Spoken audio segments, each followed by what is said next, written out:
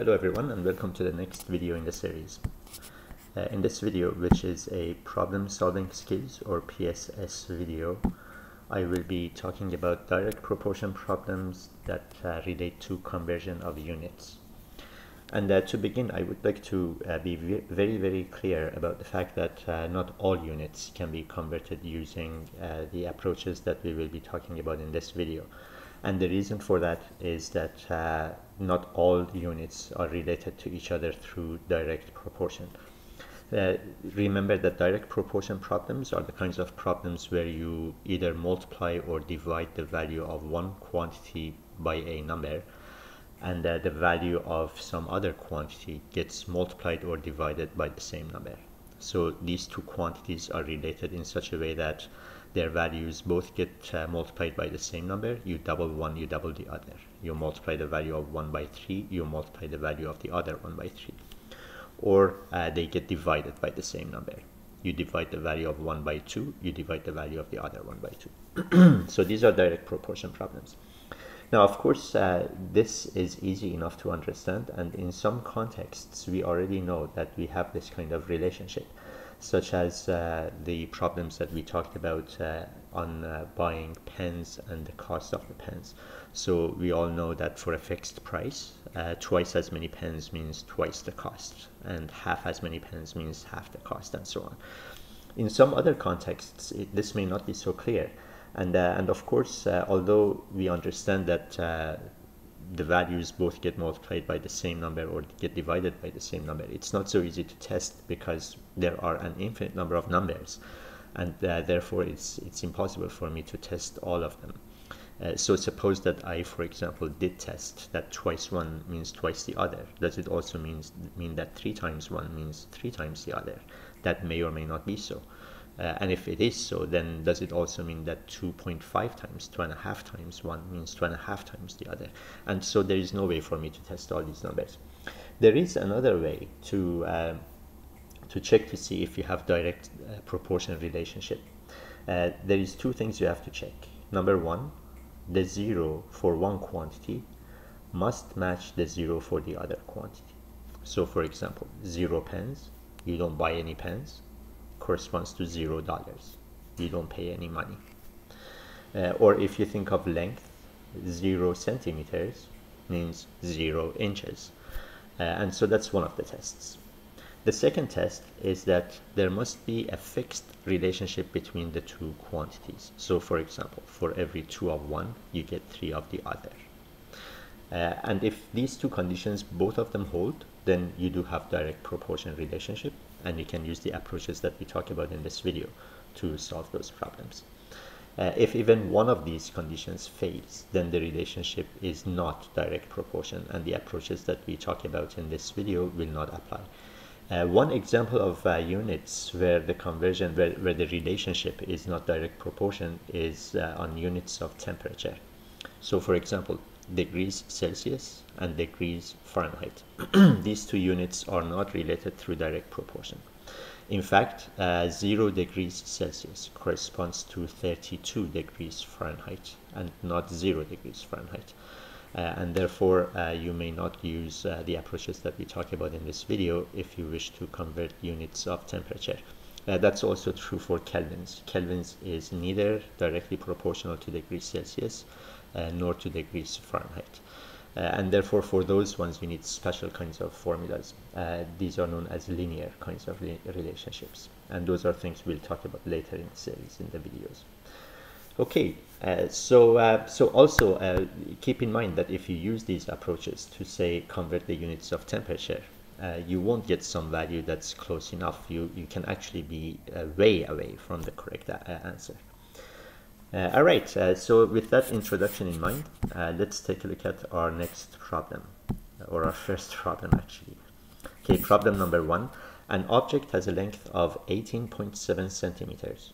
Convert this to inches, given that 1 inch is equal to 2.54 centimeters. So here, the 2 quantities are both length, and what differentiates between one or the other is the unit that's used to measure its value. The first one is length in centimeters, and the second quantity is length in inches. This is direct proportion. The relationship between the two lengths using different units is direct proportion. First of all, 0 centimeters means 0 inches. And second, there is always a fixed relationship between the two. And that's actually given. 1 inch is 2.54 centimeters. So we can now be sure that this problem is direct proportion, and therefore we can use the approaches that I will tell you about to solve the problem. Okay, so here now we have the solution to this problem. We've got the unknown is L for length of the object in inches, and because there is only one relationship, and let's make note of that, by the way, although it says over here, but I'm still going to write it down using the style that I used in the previous video, just to show how the concepts connect with each other. So here we have 1 inch is 2.54 centimeters, and because there is only one relationship, just as before in the previous video, on everyday life problems, we get one division multiplied by some value. And the value that we want to work out, this is the one that we want to change the unit of, 18.7 centimeters will appear after the times. And therefore we put down 18.7 centimeters as shown.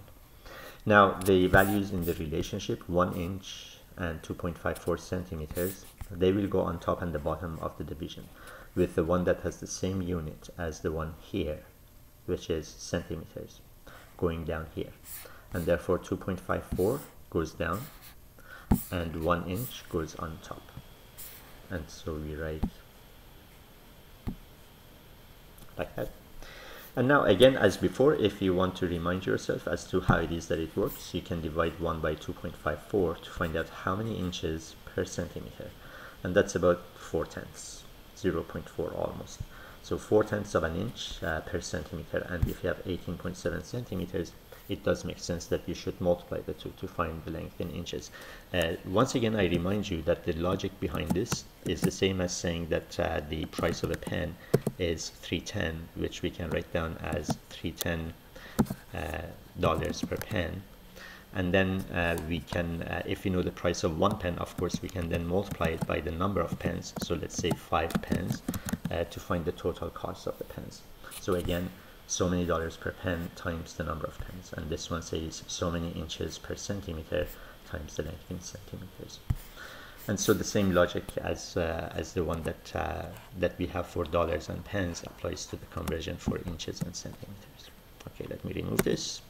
And now once we have this, then we can divide 1 by 2.54 and then multiply by 18.7 to get 7.4 inches. Now, of course, you could also multiply 1 by 18.7 and then divide by 2.54. You could even divide 18.7 by 2.54 and then multiply by 1. These ones can be thought of, there is a different kind of logic that goes into them, but also they work very as well. One way, though, to make sense of it is the one that I told you about here. You divide 1 by 2.54 to find out how many inches per centimeter, and then you multiply by the length in centimeters. All right, a closing statement. The object has a length of 7.4 inches. Okay. Now, for this problem, it's a one proportion problem, single proportion problem, and I would like to discuss the alternative algebraic solution.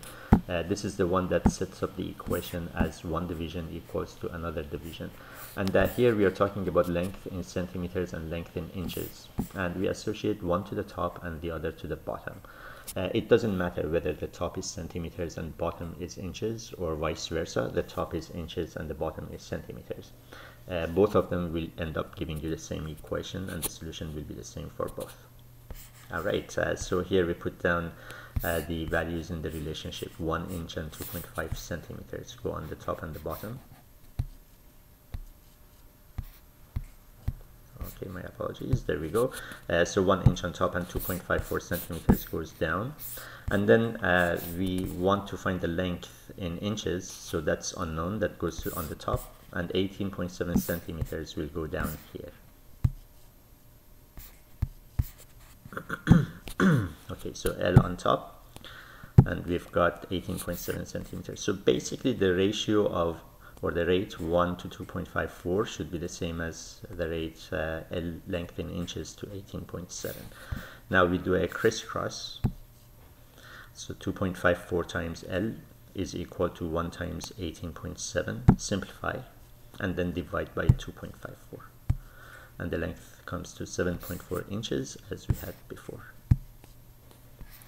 Okay, so as I discussed in the previous video, the second alternative is one that's decent enough if you're dealing with a single proportion problem.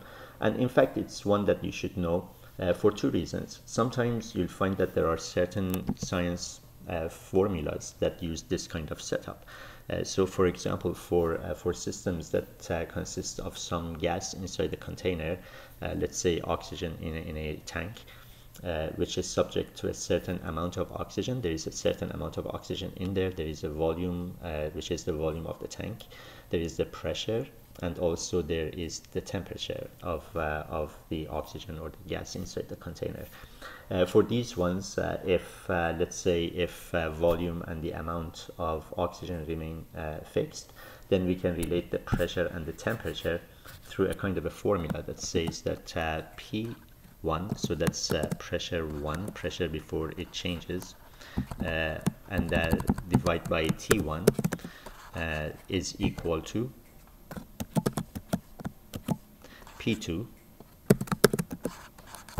and then over T2. So this is talking about the case when the pressure and temperature of the system changes from an initial value, which is given by the subscript 1, to a final value. So pressure changes from P1 to P2 and temperature changes from T1 to T2. And this formula says that the ratios or the rates in this case are the same. And you can see that the equation has the same form as the one that we had here. So both because a lot of people know this approach pretty well, and also because sometimes it's used in science formulas, it's a good approach to know, and I do recommend it in fact. However, when it comes to working on problems that have multiple proportion in them, instead of just one proportion, which comes about when we have multiple relationships over here, then the second approach becomes a little bit time consuming, and in fact it's long, and the more you have to reason and write, the more the chances that something may go wrong. Okay, I will give you an example of this alternative approach when we talk about one of the problems that has multiple solutions, and we'll take a look at how it also relates to the approach that we talked about up here, where we use unit rates, a rate which you can convert to a unit rate to solve the problem. Alright, so with that in mind, let's move on to problem number 2. Problem number 2 says that an object has a length of 18.7 centimeters. Convert this to inches given that 1 centimeter is equal to 0.394 inches, about 4/10 of an inch. Now the previous problem was sort of identical to this, except that we were given that 1 inch is 2.54 centimeters. Now we are given 1 centimeter is 4/10 of an inch, or about that much. Okay, so for an algebraic solution, we are looking for the length of the object in inches. And because there is one relationship, that would be 1 centimeter corresponds to 0.394 inches, then our equation will have one division, as you can see here. As usual, what goes after the times is the value whose unit you want to change. That's 18.7 centimeters. And therefore we write that down. And the division, for the division, the top and the bottom numbers come from the relationship 1 centimeter corresponds to 0.394 inches. We match the unit centimeter down here, so we put 1 centimeter down and 0.394 inches on top. And we end up with this setup now. Okay, now if we do the division, then we find that there are 0.394 inches in 1 centimeter. And therefore, if we have 18.7 centimeters, we can multiply these to come up with a final answer of 7.4 inches for the length of the object. One reminder that the green line is usually skipped, so normally this is even shorter than what you see. The green line is good to remember in case you want to remind yourself as to how it is that the logic works, because otherwise just saying that I matched the unit and I got the final answer doesn't really teach about the logic behind the solution. But if you keep that in mind, then you can always shorten your solution by writing only this down. You put down the equation, and then you do the multiplications and divisions in any order basically, and you'll end up with 7.4 inches. All right. So that's problem number 2. And now problem number 3 says that the reaction generated 46,200 calories of heat. This is calorie with a lowercase c, of course. Convert this to joules, given that 1 joule is equal to 0.239 calories. Okay, so for this problem we are looking for heat, which is a form of energy. So you could use the letter E to represent its value with. So let's say that E is heat generated by the reaction in joules. And we have one relationship. This relationship is 1 joule corresponds to 0.239 calories. And therefore there will be one division in our equation, in our setup. What comes after the times is the value whose unit you want to change, which is 46,200 calories. We match the unit down here, so 0.239 calories goes down and 1 joule goes on top. And now this is what we get. Again, to remind yourself as to how this works, now I keep repeating this line, although my own preference of course is to skip it, but I keep repeating it so that the logic hopefully will stay in your mind that way, so that you don't just get into the game of match the unit and you'll be done. I would like you to know why is it that it works. Okay, so if we divide, we'll end up with 4.18 joules per calorie, and we multiply this by the energy in calories, and we get 193,000 joules.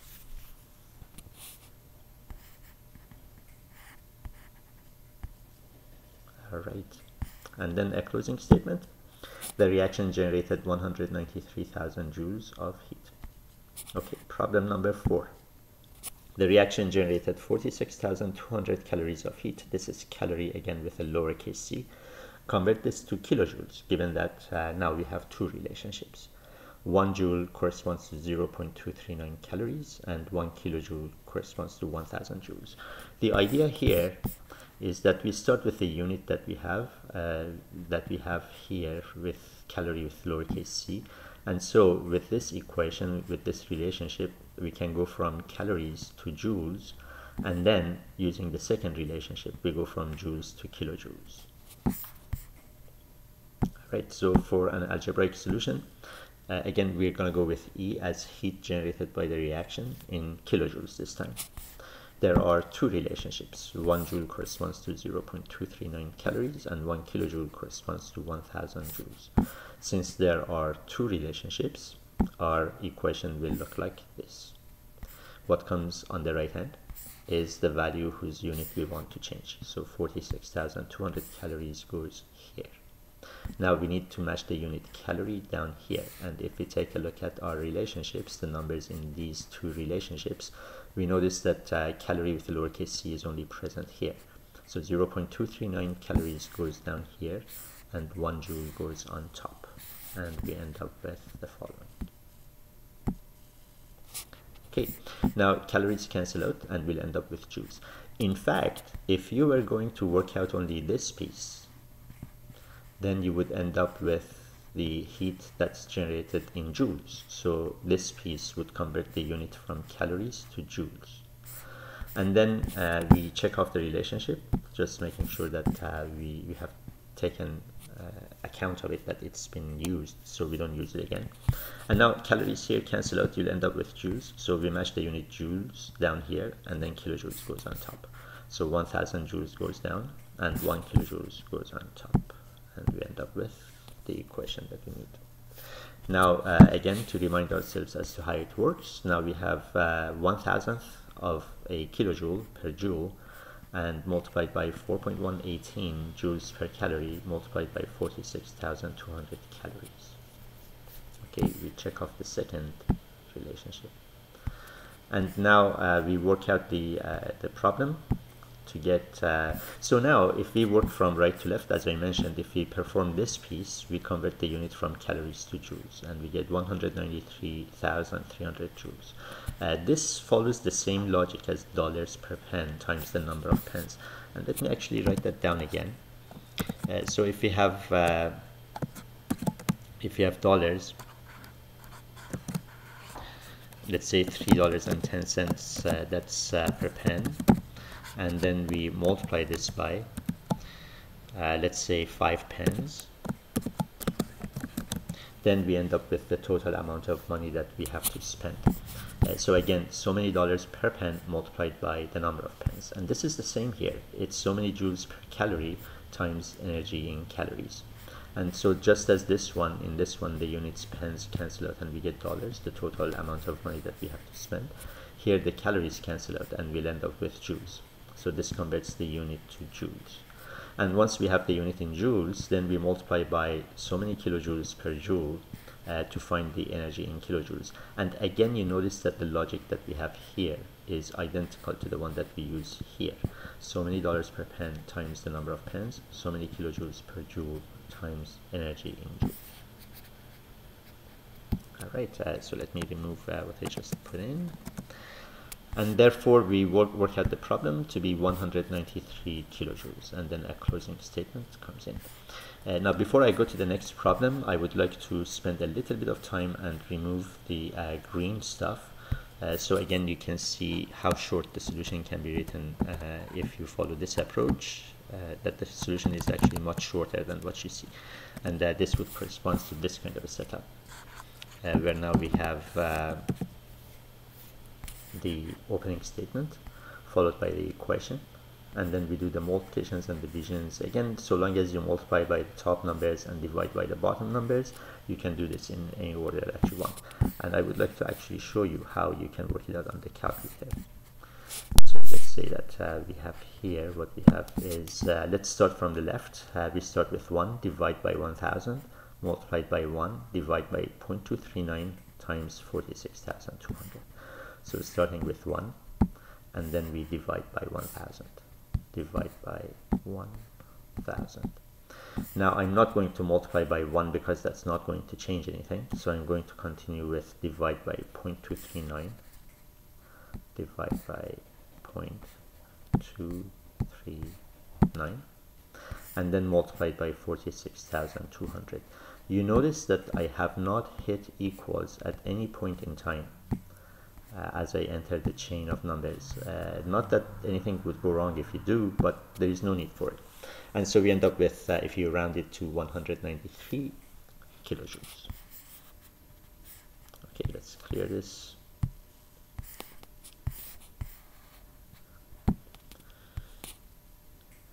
All right, our next problem. Problem number 5, the pressure is measured to be 1.75 atmospheres. Convert this to kilopascals, given that 1 atmosphere is equal to 760 millimeters of mercury. 1 pascal is 0.0075 millimeters of mercury, and 1 pascal is equal to 1,000th of a kilopascal. Pascal, atmosphere, kilopascal, and millimeters of mercury are all units of pressure. Okay, so the plan is, given the unit in atmospheres, we use the first relationship to convert the unit to millimeters of mercury, and then we use the second one to convert the unit to pascals, and then we use the third one to convert the unit to kilopascals. You notice that here we have 3 relationships, and we'll get 1 division for each, and therefore our equation will look like this. So P is measured pressure in kilopascals, and we have 3 divisions corresponding to the 3 relationships that we have. On the right hand, as always, you put down the value whose unit you want to change, and therefore we write 1.75 atmospheres. Match the unit atmosphere down here. We put 1 atmosphere. There is only 1 choice. If you take a look, only this one has unit of atmosphere. We put atmosphere down here and millimeters of Hg on top. And therefore our next entries, our next 2 entries will be these ones. Now let's check off the relationship that we just used. Here, if we perform this part, the unit will convert from atmospheres to millimeters of Hg. Now we match the unit millimeters of Hg down here, and because this one has been checked off, we're not going to use this.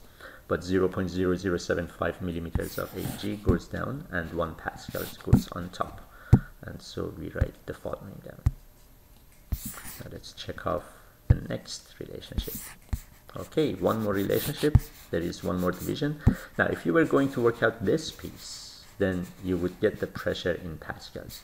From here to here, you get conversion to millimeters of Hg, and from here to here, you get conversion to pascals.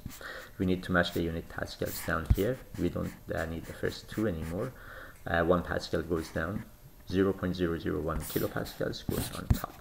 And so we end up with this. Now that's our equation, and we check off the last relationship.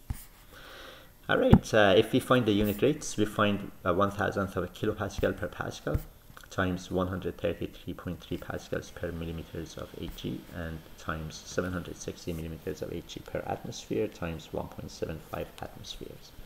Working the end piece here would convert the unit to millimeters of Hg.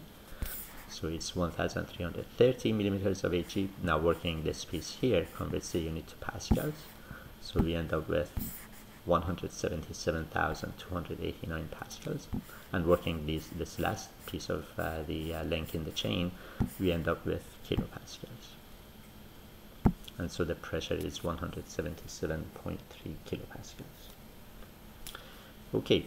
Now I would like to, here we have 3 relationships, and this is a good time to show you how time consuming the other approach is in solving the problem. You notice that without the green lines here, we would have 4 lines as usual, 1, 2, 3, 4. In fact, every extra relationship would add one more division to the equation, so the number of lines would always be 4. With the other approach though, every time we add a relationship, that's adding another step. Okay, so let's take a look at the alternative approach, and to compare the two approaches, I'm going to write the equation that we have here over here as well. So then we will compare how this captures all of the steps that you see in the alternative step-by-step solution. And now you also see that this approach is not really algebraic, although it can be turned into a matrix, but that's the kind of complexity that this approach tends to avoid. Alright, so for this approach, our first step is to convert the unit from atmospheres to millimeters of Hg, and therefore we write down 2 divisions, set them equal, and then one of, let's say the top will be atmospheres and the bottom will be millimeters of Hg, or vice versa. Again, it doesn't matter which one you pick. We go with the relationship that's given for atmospheres and millimeters of Hg, and we write down 1 atmosphere, 760 millimeters of Hg. That's relationship number 1, and the actual pressure is 1.75 atmospheres. We put that on top, and we compute pressure, the corresponding pressure in millimeters of mercury. So now we have the following. Okay, we do a crisscross, and then simplify, and we get pressure in millimeters of Hg is 1,330 in its numerical value. And you notice that that's what we got here when we did this multiplication here. We got 1,330 millimeters of Hg. So this multiplication on the end pretty much captures all of step number 1. Okay, so the pressure is measured to be then 1,330 millimeters of Hg. Now we use the second relationship to convert from millimeters of Hg to pascals. And so step number 2, again we set up an equation that says one division is equal to another. And now the values 1 Pascal and 0.0075 millimeters of Hg go on top and the bottom. And now we take the value from step 1, 1,330 millimeters of Hg goes down, and pressure in pascals that we want to compute goes on top. Another crisscross, and simplify. Then we divide by 0.0075, and we end up with pressure in pascals, which is 177,333 pascals. Now that corresponds to here. Although the difference between the two of them has to do in rounding, by the way. Okay, now we move on to the next step, the third step, and that one will convert the unit from Pascals to kilopascals using the last relationship. So we set up our form, and then 1 Pascal, let's say, on top, and 0.001 kilopascals down. That comes from here. From the end of the previous step, we had 177,333 pascals. That goes on top, and pressure in kilopascals goes down. We do one more crisscross, and we find the pressure in kilopascals. Now let's compare what we have here with what we have, the two approaches. Let me go back to step number 1. Okay, so as I just mentioned, step number 1 here corresponds to the multiplication from here to here. In fact, if you were going to work this out, you would end up with 1,330 millimeters of Hg, which is what we got in step 1 here. Now step number 2 corresponds to the next multiplication. This converts the unit from millimeters of Hg to pascals. And if we work this out, let me go down here, we end up with 177,333 pascals, which is also what we had at the end of step number 2 here. And then step number 3 does the last multiplication, and what we end up with is, okay, there we go, 177.3 kilopascals, which is what we have here. So this is the way the two of them relate to each other.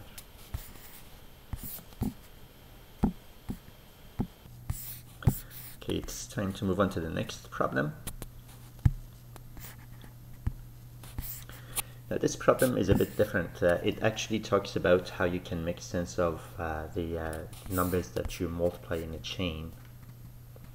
Part of those, like you can always break this expression into sub-expressions, and by sub-expressions of such an expression we mean a sort of like a continuous chain of these multiplications. We can take a look at, for example, 1.78 meters on its own, or we can take a look at this piece, that's a sub-expression, or we can take a look at the 3 multiplications on the right end, or the 2 multiplications, the 3 numbers that are being multiplied. We can also take a look at the whole thing. We could take a look at only 1 foot over 12 inches, or we can take a look at the first 2 multiplications, the first 2 numbers that we multiply on the left. We can take a look at 3 of them. We can even take a look at these 2 in between. So long as they're connected, we call these sub-expressions. And there is a lot of information that you can get from these sub-expressions, and that's actually pretty interesting. Let's take a look at problem number 6. The height is measured to be 1.78 meters. Convert this to feet, given that 1 centimeter is equal to 1/100th of a meter, 1 inch is 2.54 centimeters, and 1 foot is 12 inches. So we start with meters and use the first relationship to convert to centimeters, then go from centimeters to inches, and then from inches to feet, and that's what this does. We set up our equation matching the units as we discussed before. Now the question says, so the question actually gives us the expression that models the problem, and then it says, what does the following sub-expression do? If we take only this part of it, what is it trying to do? And the answer, of course, is actually pretty simple. It tries to convert the unit from meters to centimeters, and that's pretty much the answer to this this question. Okay, the next problem. Problem 7. Again, we have the height is measured to be 1.78 meters. Convert this to feet, given the same relationships as before. The following expression models the problem, and this is also identical to what we had before. Now the question says, what does the following sub-expression do? And this time we are looking at this piece of it. Right, if you take a look at what we have down here, it maps onto this piece. And the answer is that it converts the unit from meters to inches. because when we do the first multiplication, as we discussed before, the unit changes from meters to centimeters, and then when we multiply by the next division here, we convert the unit from centimeters to inches. And that's pretty much the answer to this problem. It converts the unit of height in 1.78 meters to inches. Alright, problem number 8. The height is measured to be 1.78 meters. Convert this to feet given the same relationships. And now we have the following expression models the problem. And we have this expression. Now, this time, we are going to take a look at a sub-expression that does not include 1.78.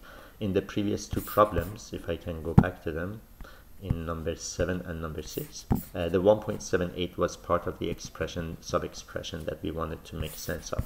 Both in number 6 and also the next problem, number 7, you notice that 1.78 was part of the sub-expression. Now in question number 8, problem 8, we are looking at a sub-expression that does not include 1.78.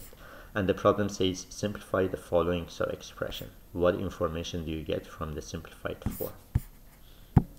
Okay, to solve this problem, we begin by multiplying and dividing the numbers. 1 divided by 2.54 times 1 divided by 0.01, and we get 39.4.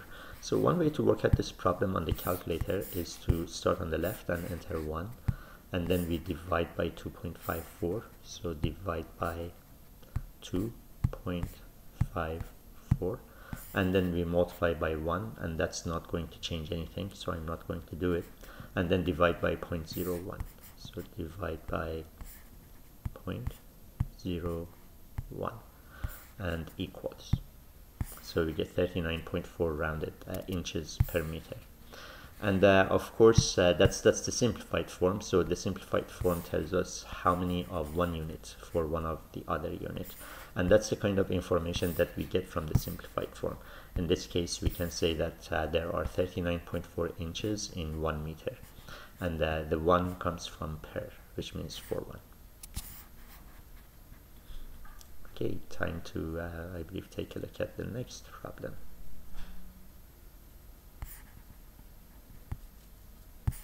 Yeah, problem number 9, my apologies. There we go. Problem number 9. The height is measured to be 1.78 meters. Convert this to feet, given that, again, the same relationships and the same expression. And this time it says simplify the following sub-expression, and that constitutes the first two numbers that we are multiplying here. And what information do you get from the simplified form? Okay, so this is similar to the previous problem. We simplify the sub-expression. We divide 1 by 12, and then times 1 divided by 2.54. And we get 0.0328. Now the unit, again, feet per centimeter. That comes from the fact that inches cancel out, and we'll end up with feet per centimeter. This, of course, tells us that there are 0.0328 feet in 1 centimeter. And once again, 1 comes from per.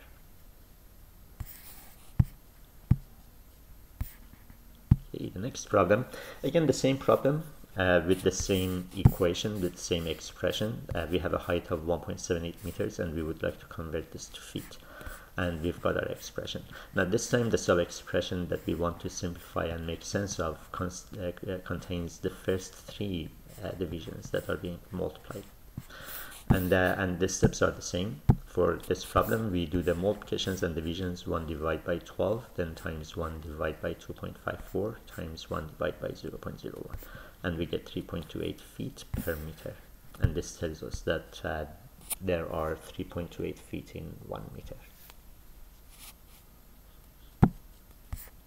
Okay, 2 more problems. Problem 11. Given 1 joule is equal to 0.239 calories and 1 kilojoule is equal to 1000 joules, find 2 relationships between kilojoules and calories. Okay, this one is also very interesting. This is a kind of a problem that you can solve using the sub-expressions that we just talked about. For the first relationship, this is how we set it up. So we start with kilojoules. If I'm relating kilojoules and calories, 1 goes up here, 1 goes down here.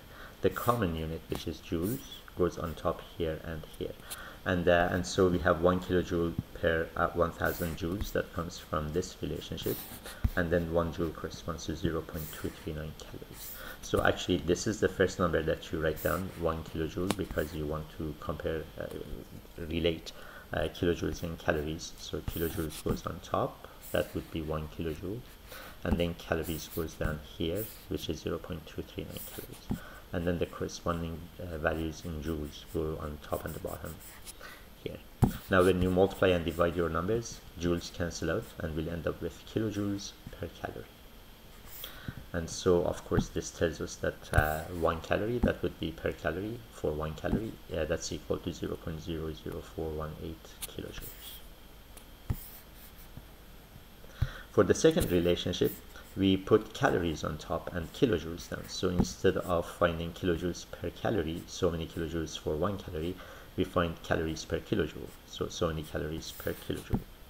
And this one is set up in a similar way, except 0.239 calories is on top, 1 kilojoule is down. These are the two quantities or the units that we want to relate. And the common unit joules is in between. The numbers in the first division come from this relationship, and the ones in the second come from this relationship. When you simplify, you get 239. That's 0.239 divided by 1 times 1000 divided by 1. And joules cancel out, and the unit will be calories per kilojoule. So now we found a second relationship between kilojoules and calories.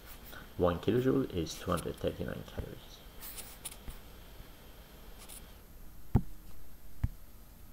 Okay, problem 12.